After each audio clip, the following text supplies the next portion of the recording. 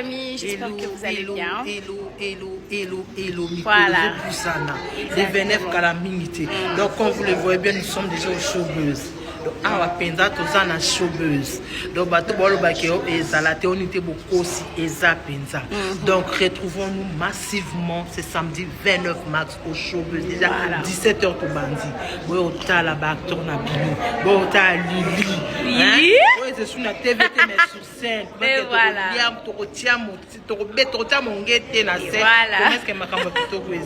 Une production de Bélard, hein? Bélard Production. De Bouya, vous a déçu tes familles Bota. Venez massivement. Venez en gros, venez en gros. Moi, je serai là. Je serai là. Toi aussi, je peux sauyer et ça, bisous. Bien ma casse. Bisous.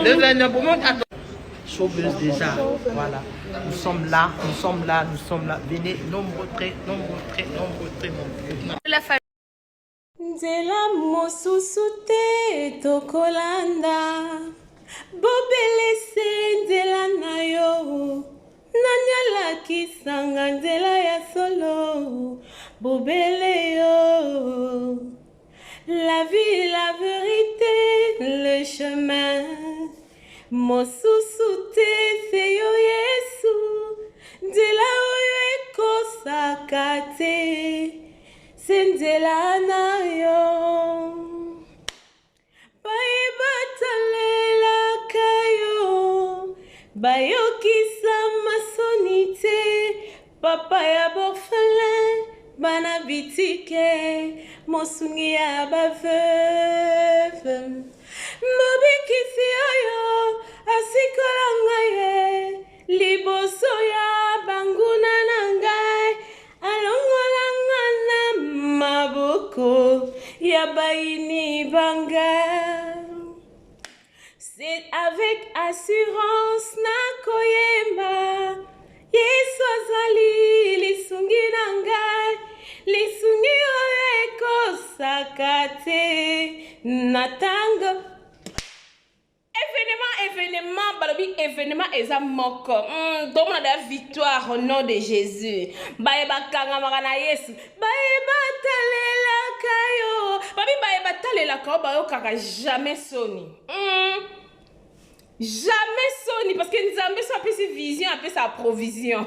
La grande famille, j'espère que événement encore le 29 mars 2025 na showbuzz en tout cas beaucoup déjà comme on a salle tout le monde a Marina là-bas tout le monde a Lili ah tout le monde a bango tout le monde y tonton Vini bazaki na tonton Vini kuta se relaxer pendant la lina c'est bino bon na biso bon pesa biso ka mutema kim bon pesa biso mutema kim fianfita na kim nzumbili kim nzumbili esangini na kim fianfita to kaka souci wana to mona bino kuna esa esengo makasi en tout cas sona no sombi billet na yo te toza wana pona ko push yo toza wana pona ko tindika yo en tout cas kene na lombango na place économique billet na biso eza na $10 et puis na VIP billet eza na $30 balobi événement eza moko samedi oh déjà jour J mois jour J mois le délai 18 jour J moins combien jour J moins combien boye bisanga jour J moins combien donc balobi tokozala wana biso nyonso tuto ya mobondo to somba ba billet na biso tokozala wana tokokutana na ba artiste na biso o tolingaka ba artiste na biso bakozala wana ba surprise pe e kozala la grande famille donc na loba na oyana loba bele te na oyana lo bele te mais na yende kapona yo l'accès biso bon na ba préparatif ba répétition ndenge bandi déjà donc pour nous dire que journée wana avec Dieu nous ferons de grandes choses avec Dieu nous ferons de grandes choses parce que ba o ba kanga mana nzambe hymne national na biso déjà yebisa biso baye batalela kayo bayokisa masonité donc baye batalela Yesu bayokisa masonité biso lo sambo toujours babi famille bota tozala wana mobondo toleka bango nebele badina chou ba pesha lover en tout cas boya ebele journée wana eza journée moko sacrée 7 ans d'anniversaire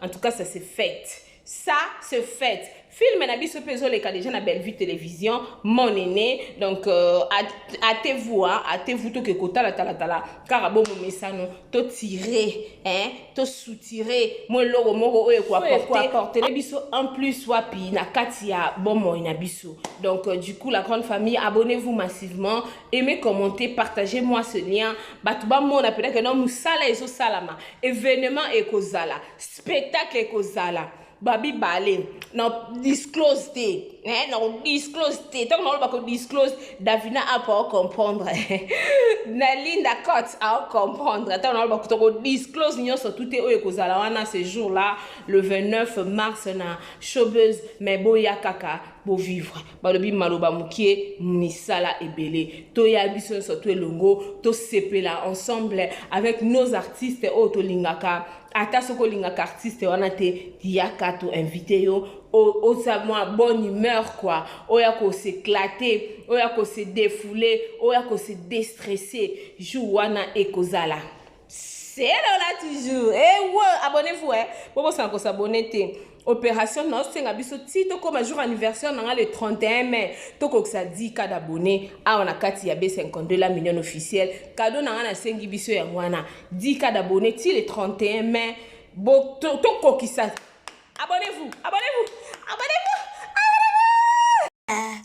Bobilinzila nayo nani yatalilaka ya selo bobilio la vie la vérité le chème Mosussuti et le coucou les gens si la fille est née mon albosso ma belle fille ya balé qui belé ya famille bota voilà na pesi so rendez-vous le 29 mars na Dila mususuti na kolonza Bobilinzila nayo nani yatalilaka ya selo bobilio la vie la vérité le chème Mosussuti et le coucou les gens si la fille est née mon albosso ma belle fille ya balé qui belé ya famille bota voilà na pesi biso rendez-vous le 29 mars na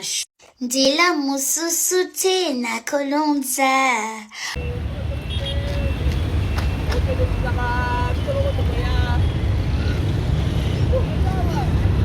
Nozawa musale salima pas de distraction surtout il y a pour la tête tout ça la promotion tout ça dans le mois de mars déjà le 13 mars Jericho Betos Sobiranga, le 13 mars.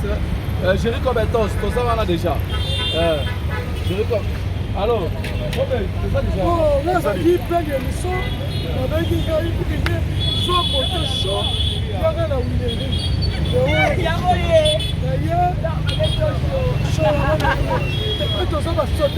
Ça va combien? Ça va Moussala. Boulot.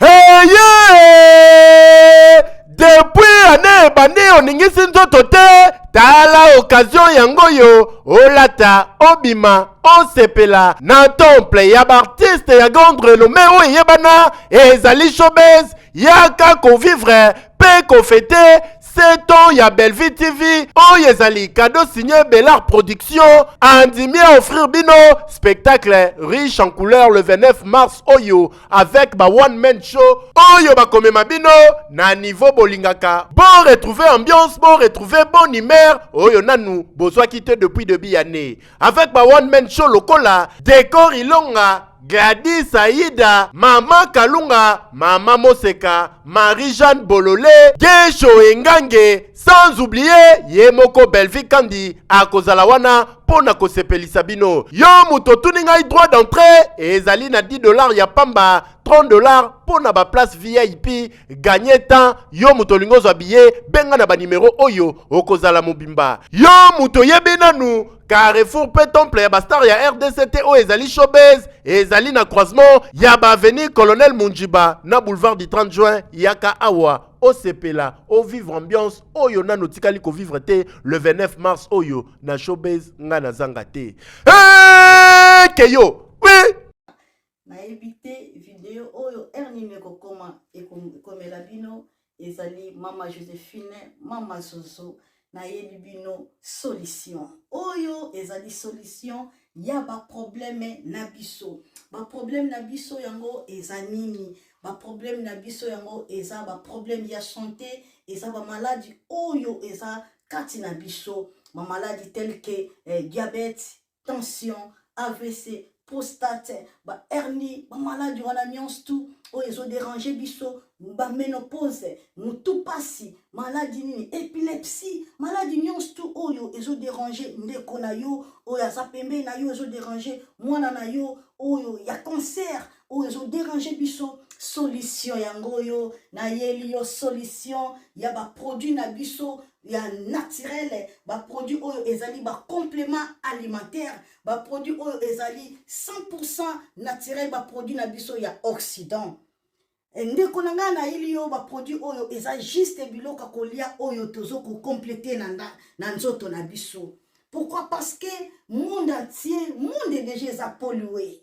Eza pollué à partir ya biloko oyo tozolia. Biloko tozolia yango ezo détruire ba santé na biso. Pourquoi? Parce que biloko tozolia bazo travailler yango na ba produits chimiques. Biloko tozolia bazo tia yango ba poison. Biloko tozolia bazo tia yango même ba hormone. Yango wana compagnie ya aloe vera product. Bakaniseli peuple na bango partout dans le monde entier na plus de 160 pays. Balobi non. Tikato kanisi la peuple na biso pona bien-être na bango et pona santé na bango eza na malamu yango wana ba produit na biso yango yo eza wana pona kosunga biso na ba santé atika na yebisa yo bien fait ya produit na biso aloe vera gel produit oyo okoko zanga yango na ndaku na yo te yo oza na problème ya insomnie olala kate produit oyo eza somnifère ezo pesa yo pongi yo oyo za na nzoto makasi te produit oyo eza tonique eza wana po pesa yo nzoto makasi yo oyo za na ba toxine na nzoto na yo produit oyo eza détoxifiant eza ko détoxifier nzoto na yo eza ko purifier makila na yo eza ko sukula ba veine na yo produit oyo ezana ba bienfait ebele produit oyo ko soigner pour l'estomac produit oyo ko soigner pour la constipation produit oyo eza produit moko eza ko sunga système immunitaire na biso yango wana ndeko yo ko zanga ba produit oyo te pour la santé na yo santé ezana prité santé ezana prité yango wana somba produit oyo soki omilingaka pe olingi libota na yo olingi mobali na yo olingi bana na yo te okoko sanga produit oyo te yango na yoko présenter yo produit ya aloe vera gel yango soko olingi kozwa yango lolenge nini contactez Mama Joséphine na plus 44 79 853 90 849 na balieli susu plus 44 79 853 90 849 tika nzambe apambola yo kozanga produit oyo te aloe vera gel. Oh la mignonne botika la bébé oh la kina sala mignonne bokoli yango zero lobezala kina 10 50 yo bokoli yango na 1 yango zopesa posa kozongisanga bebe na mbuma basala ba chose kaka mpona ba voiture te